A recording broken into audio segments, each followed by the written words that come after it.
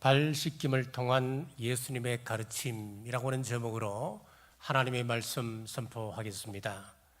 예수님의 공적인 사역은 요한복음 12장에서 마치게 되고 요한복음 13장부터는 제자들과 마지막 시간을 보내시게 됩니다. 이 시간은 단순한 작별 인사가 아니라 주님께서 제자들에게 가장 중요한 것을 가르침을 주는 순간입니다.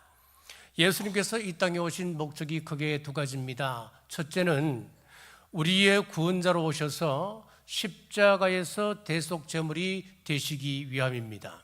그리고 두 번째로는 예수님을 믿는 자들이 어떻게 살아야 하는가, 삶의 모범을 보여주기 위함입니다. 오늘 본문은 그 두 번째 목적이 선명하게 드러나는 장면입니다. 유월절 전날 밤 마가복음 14장에 나오는 큰 다락방에서 예수님은 최후의 만찬을 여셨습니다. 지도를 보시면 예루살렘이 있습니다. 성이 있고 맨 아래쪽에 보면은 다락방이 나와요. 다락방 표시가 되어 있는데 예루살렘 성벽 밖 남쪽에 아래쪽에 있는 곳이 바로 그 다락방입니다. 자, 그런데 식사 도중 아무도 예상치 못한 일이 벌어졌습니다. 예수님께서 자리에 일어나셔서 제자들의 발을 씻기신 것입니다. 당시 발을 씻기는 것은 종들 가운데서도 가장 낮은 종의 봉사였습니다. 누군가는 나서서 스승의 발을 씻겨야 되고 또 서로의 발을 씻겨야 했지만 아무도 움직이지 않았습니다. 왜일까요? 그들은 예수님이 곧 이 왕으로 등극하실 것이라 생각했고 누가 더 높은 자리에 앉을 것인가 마음이 갈라져 있었기 때문이었습니다. 바로 그 순간 예수님께서는 발 씻기는 이 행동을 통하여서 제자들의 영적 상태를 보여주고 참된 제자의 길을 가르치셨습니다. 첫째, 제자들의 영적 상태입니다. 2절 말씀입니다. 마귀가 벌써 시몬의 아들 가룟 유다의 마음에 예수를 팔려는 생각을 넣었더라. 왜 사람들의 마음이 이렇게 지저분해졌을까요? 바로 마귀가 그 마음에 다투는 생각과 거짓된 생각, 그리고 교만한 생각을 풀어넣었기 때문입니다. 마귀가 하는 대표적인 일 세 가지가 있습니다. 첫째는 다투는 생각입니다. 야고보서 4장 1절 말씀입니다. 너희 중에 싸움이 어디로부터, 다툼이 어디로부터 나오느냐? 너희 지체 중에서 싸우는 정욕으로부터 나는 것이 아니냐? 마귀의 조종을 받게 되면은 가장 가까운 가족이라도 다툼이 일어나게 됩니다. 같은 교회에 다니는 성도끼리도 서로 원수가 되는 것입니다. 둘째는 마귀는 거짓된 생각을 불어넣습니다. 요한복음 8장 44절입니다. 너희는 너희 아비 마귀에게서 났으니 너희 아비의 욕심대로 너희도 행하고자 하느니라. 그는 처음부터 살인자요 진리가 그 속에 없으므로 진리에 서지 못하고 거짓을 말할 때마다 제 것으로 말하나니 이는 그가 거짓말쟁이요 거짓의 아비가 되었습니다. 마귀를 뭐라고 말합니까? 거짓의 아비라고 말씀을 하고 있습니다. 그러므로 마귀가 득세하면 이 세상은 거짓말투성이가 되는 겁니다. 존경받는 사람도 거짓말을 하고 교회 안에서도 목사, 장로가 거짓말을 합니다. 가정에서도 부부가 서로 속이게 되는 것입니다. 셋째, 마귀는 교만을 불어넣습니다. 디모데후서 3장 2절입니다. 사람들이 자기를 사랑하며 돈을 사랑하며 자랑하며 교만하며. 마귀가 주장하면 사람은 묘하게 교만하게 됩니다. 스스로 교만을 부인하면서도 교만하며 스스로가 잘난 맛에 살고 서로 높아지려고 합니다. 때로 우리는 내 마음을 나도 모르겠다, 내가 뭔가에 휘었는 것 같다, 그렇게 말할 때가 있습니다. 여러분, 빈말이 아닙니다. 자기도 모르게 어두운 힘에 사로잡혀 하지 말아야 할 일을 하게 되는 것입니다. 지금 유다도 알 수 없는 어두운 권세에 사로잡혀 예수님을 팔 생각을 하고 있었습니다. 하지만 가룟 유다만 어둠에 사로잡힌 것이 아닙니다. 다른 제자들도 마찬가지였습니다. 지금 예수님은 십자가에 달릴 것을 아시고 마지막으로 제자들에게 무엇을 가르칠 것인가 고민하고 계신데, 제자들은 마귀의 영향 아래 예수님께서 왕이 되시면 누가 더 높은 자리를 차지할 것인가 다투고 있었습니다. 자, 그리고 앞으로 있을 일을 알고 있는 한 사람이 있었습니다. 가룟 유다였습니다. 그는 예수님을 언삼십에 팔 계획을 하고 있었고 대제사장과 협상도 끝났습니다. 당시 일반적 통례에 따르면 스승이 십자가에 매달리게 되면 그를 따르던 제자들도 함께 십자가에 매달리는 것이었습니다. 그렇다고 한다면 지금 자리 다툼하고 있는 제자들도 결국은 예수님을 따라 십자가에 매달리게 되는 것입니다. 그렇다면 이 가룟 유다가 그 제자들을 보고 무슨 생각을 냈겠습니까? 이 바보 같은 사람들, 조금 후면은 이제 예수님과 함께 십자가에 달릴 운명에 처한 너희들인데 지금 너희가 그것도 모르고 예수님께서 왕이 될 줄 알고 자리 다툼을 벌여, 이 한심한 친구들아. 자, 이렇게 세 부류가 있었습니다. 죽음을 준비하시는 예수님, 예수님을 팔려고 마음 먹고 있는 가룟 유다, 이것도 모르고 예수님께서 왕이 되시면 누가 높은 자리를 차지할 것인가 다투는 11 제자들. 이 순간 예수님은 만찬을 드실 수가 없었습니다. 예수님은 생각하셨습니다. 내가 죽은 후에 이들이 정말 기독교를 제대로 이해할 수 있을까? 신앙생활과 제자의 길을 제대로 깨닫고 행할 수 있을 것일까? 3년 동안 복음을 들었고 이후에는 교회가 탄생하고 이들을 통하여 세상을 변화시키게 할 이 사람들이 여전히 주님의 마음과는 거리가 멀었습니다. 그래서 주님은 마지막 식탁에서 기독교의 본질을 가르치시고자 했습니다. 사랑하는 여러분, 기억하십시오. 그때 제자들의 생각과 오늘 저와 여러분의 생각이 별반 차이가 없다는 것입니다. 우리는 누구나 대우받기를 원합니다. 이 심리를 기업에서는 마케팅에 사용하고 또 세상은 고객은 왕이다 그렇게 말을 합니다. 이런 문화 속에 익숙해진 우리는 교회에서도 섬김받기를 당연히 여기고 하나님께 예배하기보다는 교회가 나에게 어떻게 대우하는가, 여기에 더 큰 관심이 있는 겁니다. 우리는 섬기는 데만 익숙해져 있지 않는지 돌아보셔야 합니다. 가룟 유다는 정치적 메시아를 원했습니다. 로마와 싸워 혁명을 일으킬 예수님, 그 메시아를 기대했는데 예수님의 행보를 보면 정반대였습니다. 가난한 사람들을 대우하고 또 십자가의 길로 걸어가는 그 모습을 보고 자기 털 속에 맞지 않으니 배신을 선택한 것입니다. 그러나 가룟 유다만 그런 것이 아닙니다. 예수님의 11 제자 모두가 다 예수님을 모른다고 부인하고 도망갈 사람들입니다. 예수님은 이 모든 것을 알고 계셨습니다. 그럼에도 불구하고 그들을 끝까지 사랑하셨습니다. 이것을 지금 제자들에게 가르치십니다. 둘째, 섬김의 원리입니다. 4절에서 5절 말씀입니다. 저녁 잡수시던 자리에서 일어나 겉옷을 벗고 수건을 가져다가 허리에 두르시고 이에 대야에 물을 떠서 제자들의 발을 씻기시고 그 두르신 수건으로 닦기를 시작하여, 주님의 가르침의 핵심은 섬김입니다. 스승이 제자들의 발을 씻기는 모습은 높은 자리에 있는 사람이 낮은 자리에 있는 사람을 섬기는 것, 가진 내가 가지지 못한 일을 섬기고 잘난 내가 좀 못한 일을 섬기는 것이 예수님의 가르침입니다.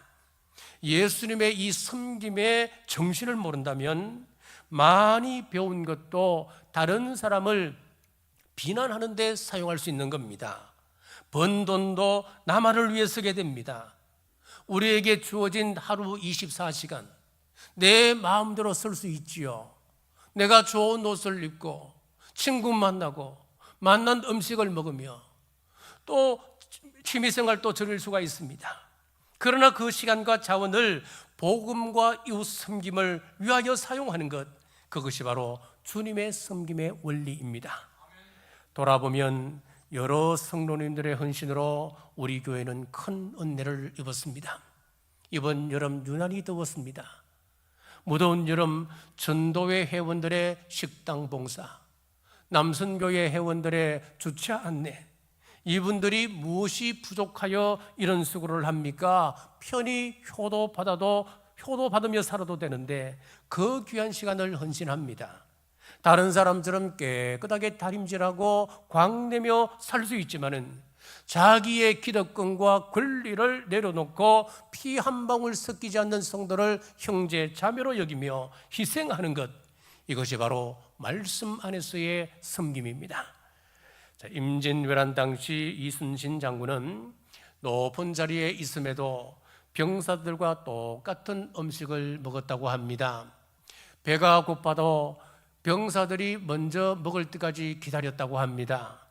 심지어 비가 오거나 날씨가 험할 때는 병사들의 옷과 무기부터 챙기고 당신께서는 비 맞은 그 옷을 입은 채로 전투에 임했다고 합니다.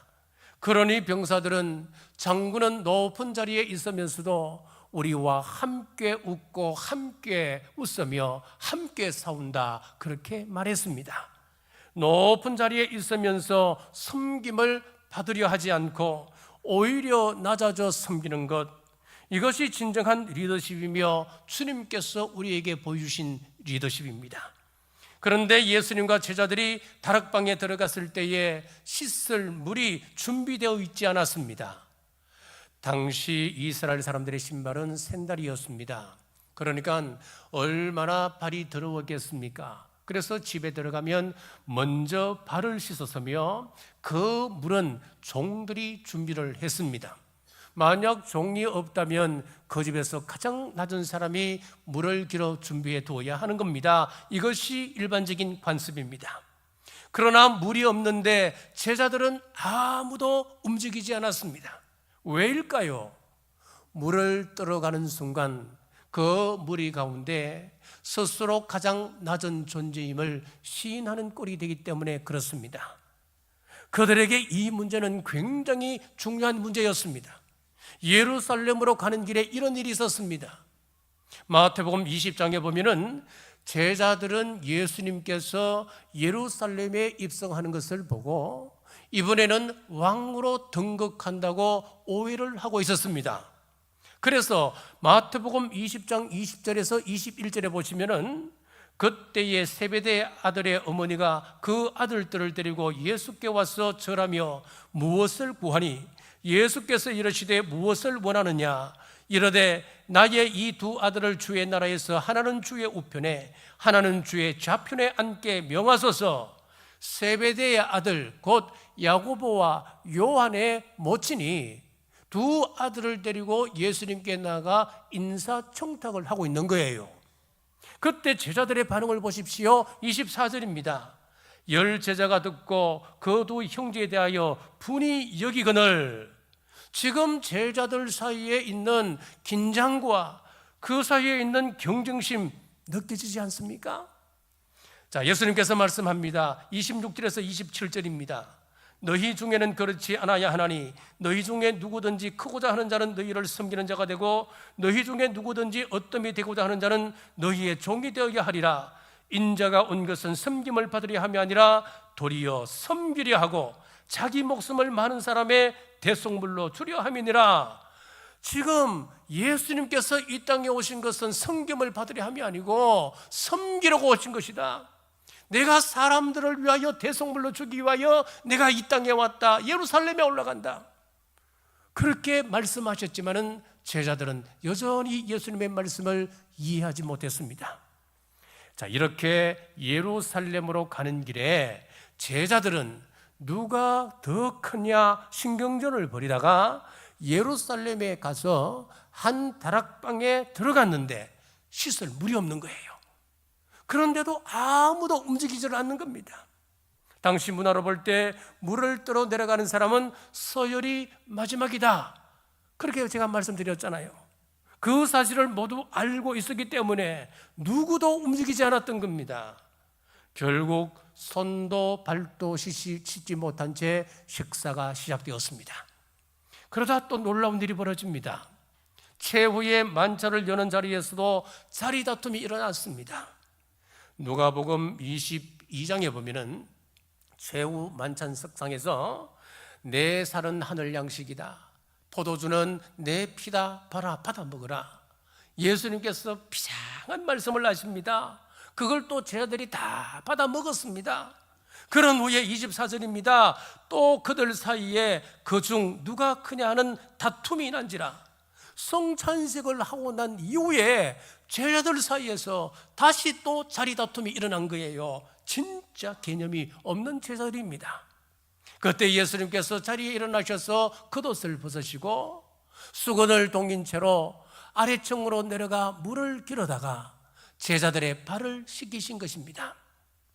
여러분 그림을 한번 보십시오. 그림을 보시면은 대야의 모습에 한번 집중해 보십시오. 대야의 모습을 보면은 그렇게 깊지도 크지도 않는 대야입니다. 그러면은 이 대야에 물을 길어서 제자들의 발을 씻습니다. 금방 구승물이 되는 것이지요. 그러면 그 12 제자의 발을 이 한 대야로 다 씻을 수 있었겠습니까? 그렇지 않습니다. 예수님께서 그것을 비우고 다시 채우는 몇 번이고 그 다락방을 오르락 내리락 하셨을 것입니다. 예수님이 한두 명쯤 시키고 나면은 그 중에 한 사람 정도는 이래서야 옳지 않습니까? 예수님, 스승님, 그만하시지요. 이후에는 제가 하겠습니다. 제가 제자들의 발을 씻기겠습니다. 물 그만 떠오시지요. 제가 내려가서 물을 길어 오겠습니다. 이것이 정상 아니겠습니까? 그런데 아무도 그 말을 하지 않는 겁니다. 정말 이 제자들 너무하지 않습니까? 이런 제자들의 모습을 보면 사람 마음 같아서는 정내미가 뚝 떨어질 것입니다. 게다가 예수님은 곧 일어날 일을 알고 계셨습니다. 가룟 유다가 예수님을 팔 것과 다른 제자들이 예수님을 버리고 도망갈 것을 알고 계십니다. 그럼에도 불구하고 우리 주님께서는 끝까지 그 제자들을 사랑하셨습니다. 사랑하는 여러분, 우리도 때로 이 제자들의 모습과 닮지 않았습니까? 내가 교회에서 이 일을 하면은 사람들이 나를 무시할 거야. 내가 이 일을 하면은 사람들이 나를 보고 좀 모자라는 사람, 나를 천한 사람으로 여기지는 않을까? 라고 생각하며 움직이지 않을 때가 있었을 것입니다. 그러나 주님은 말씀합니다. 너희 중에 크고자 하는 자는 섬기는 자가 되어야 하고 어뜸이 되고자 하는 자는 종이 되어야 하리라. 섬김을 받으려 하지 말고 섬기는 은혜가 있기를 주님의 이름으로 축복합니다. 셋째, 회개의 원리입니다. 9절입니다. 시몬 베드로가 이르되 주여 내 발뿐 아니라 손과 머리도 씻어 주옵소서. 자, 오늘 말씀을 단순히 섬김의 의미로만 이해하면은 놓치기 쉬운 중요한 부분이 있습니다. 6절에 보십시오. 시몬 베드로에게 이르시되 베드로가 이르되 주여 주께서 내 발을 씻으시나이까. 그러니까 우리 예수님께서 7절에 이렇게 말씀합니다. 예수께서 대답하여 이르시되 내가 하는 것을 내가 지금은 알지 못하나 이후에는 알리라. 8절입니다. 우리 같이 한번 읽겠습니다. 베드로가 이르되 내 발을 절대로 씻지 못하시리이다. 그러니까 예수님께서 8절 중반절에 이렇게 말씀합니다. 같이 읽겠습니다. 예수께서 대답하시되 내가 너를 씻어주지 아니하면 내가 나와 상관이 없느니라. 나와 상관이 없다라고 하는 말에 베드로가 깜짝 놀라며 9절에서 이렇게 말합니다. 같이 읽습니다. 시몬 베드로가 이르되 주여 내 발뿐 아니라 손과 머리도 씻어 주옵소서. 예수님께서 10절에 이렇게 말씀합니다. 같이 읽습니다. 예수께서 이르시되 이미 목욕한 자는 발밖에 씻을 필요가 없느니라. 온 몸이 깨끗하니라. 너희가 깨끗하나 다는 아니라 하시니.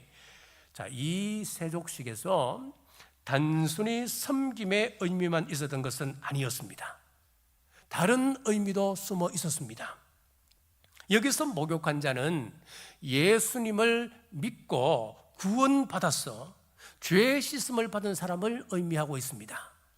이것을 신학적 용어로 속죄라고 이야기하는데, 예수님을 믿어서 죄 사함을 입어 의로운 사람이 된 사람을 의미하는 거예요.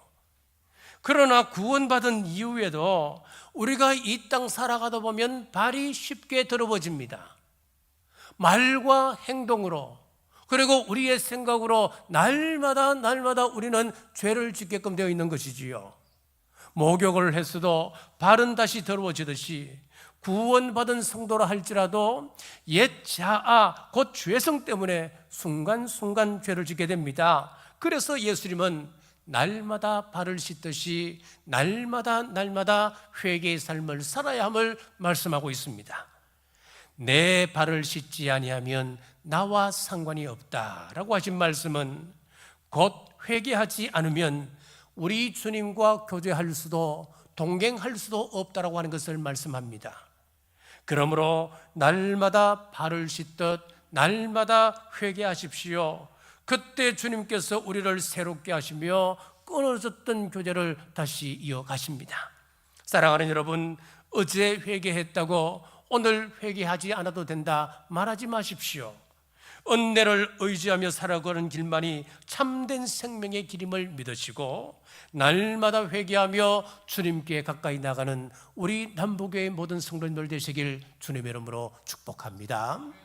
말씀을 맺겠습니다. 주님께서 제자들의 발을 씻기신 것은 단순한 봉사가 아니었습니다. 그 안에는 사랑과 용서, 그리고 섬김의 삶의 본이 담겨져 있습니다. 주님께서는 이렇게 말씀합니다. 14절 말씀 같이 읽겠습니다. 내가 주와 또는 선생이 되어 너희 발을 씻었으니 너희도 서로 발을 씻어주는 것이 옳으니라. 서로 발을 씻어주는 것이 옳으니라. 이 말씀은 다른 말로 바꾸면 서로 사랑하라, 이 말씀입니다. 15절에서도 말씀합니다. 같이 읽습니다. 내가 너희에게 행한 것 같이 너희도 행하게 하려 본을 보였노라. 예수님은 사랑의 본을 먼저 우리에게 보여주시며 너희도 이같이 행하라, 그렇게 말씀하셨습니다. 그리고 17절에 복을 약속합니다. 같이 읽겠습니다. 너희가 이것을 알고 행하면 복이 있으리라. 아멘. 닐 앤더슨 목사님이 내가 누구인지 이제 알았습니다 라고 하는 책에서 이런 간증을 하고 있습니다. 사사건건 힘들게 하는 한 장로님이 있었습니다. 어느 해에 당회회 때 목사님이 당회에서 이런 안건을 냈습니다. 우리 교회에서 성지순례를 가니까 이번에는 제가 그 팀을 직접 인솔해서 갔다 오면 되겠지요. 이렇게 동의를 구했습니다. 그랬더니 그 장로님이 하는 이야기가 나는 반대요 그러는 거예요. 반대하는 이유가 기가 막힙니다. 왜 반대하느냐 하니까 여행을 가면 한 팀에 20명이 가면은 무료 티켓 한 장이 나옵니다. 무료 티켓 한 장이 나오면 그 무료 티켓은 목사님의 몫이 될 것이기 때문에 나는 반대요. 반대 이유가 그거라는 거예요. 매번 이런 식이니 목사님이 큰 상처를 받고 결국 사임을 결심하게 되었습니다. 그런데 이렇게 마음을 먹고 나니까 이상한 일이 벌어졌습니다. 갑자기 열이 오르고 몸이 아파지기 시작했습니다. 그런 하나님께 기도했습니다. 왜 이렇습니까? 했더니 그 마음속에 하나님의 감동이 오기를, 그 장로님을 향한 미움 때문에, 용서하지 못하는 마음 때문에 주님의 몸된 교회를 사임하는 것은 바람직하지 않다라고 하는 깨달음이 오더래요. 그래서 목사님이 결심을 했습니다. 주님, 제가 그 장로님을 용서하겠습니다. 그리고 그 주일 용서의 마음으로 말씀을 선포했는데 놀라운 일이 벌어졌습니다. 교인들이 그렇게 은혜 받을 수 없었습니다. 그리고 그날 예배는 마치 부흥회를 연상하는 듯 뜨거운 예배가 되었다고 합니다. 더 놀라운 것은 목사님 자신이 변화된 것이었습니다. 마음이 치유가 되고 분노와 원망이 사라지고 마음의 평안이 찾아오기 시작했습니다. 그 이후 목사님의 목회는 하나님의 강력한 그 인도하심이 있었다고 말합니다. 목사님은 이렇게 고백했습니다. 주님의 명령에 내가 먼저 그를 용서하고 섬기고 사랑했더니 하나님께서 나를 살려주셨습니다. 내 마음의 미움이 사라지고 내 마음의 평안이 찾아왔습니다. 이것이 주님께서 주시는 진정한 복입니다. 그렇게 글을 남겼습니다. 사랑하는 여러분, 비판은 비판을 낳습니다. 미움은 또 다른 미움을 키우게 됩니다. 그러나 용서는 용서를 낳고 이해는 이해를 불러오며 사랑은 사랑으로 이어집니다.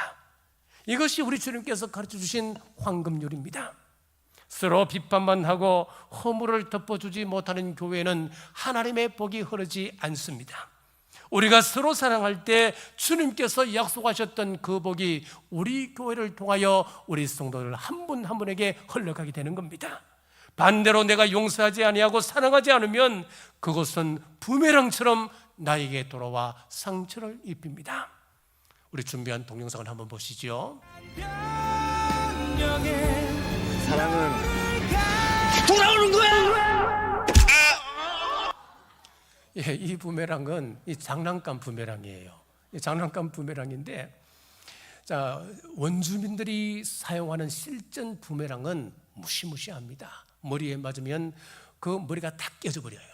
무시무시한 무기입니다. 자, 상대방도 무서운 무기입니다만은 부메랑을 던지는 사람이 숙련되지 아니하면은 그 부메랑을 던지는 사람도 굉장히 어려운 치명상을 입게 되는 겁니다. 그러므로 사랑을 먼저 실천하고 섬김을 먼저 행하는 여러분 되십시오. 그것이 우리 주님께서 말씀하시는 우리 주님을 닮는 길입니다. 주님께서 보여주신 사랑의 본을 따라서 참된 행함의 신앙인 되시는 우리 모두 되시기를 주님의 이름으로 축복합니다. 기도하겠습니다. 사랑과 은혜가 충만하신 하나님, 저희를 주님의 품에 불러주시고 말씀으로 깨닫게 하심에 감사합니다. 마음 깊은 곳에 쌓인 분노와 미움, 원망과 상처를 십자가 앞에 내려놓습니다. 주님께서 먼저 용서하고 사랑하신 것처럼 저희도 먼저 용서하며 사랑하는 마음을 허락하여 주옵소서. 비판보다 축복을, 미움보다 사랑을 선택하는 믿음을 주시고 우리 교회가 서로 세워주고 허물을 덮는 사랑의 공동체가 되게 하여 주시옵소서. 다시 오실 예수님 이름으로 간절히 기도드리옵나이다. 아멘.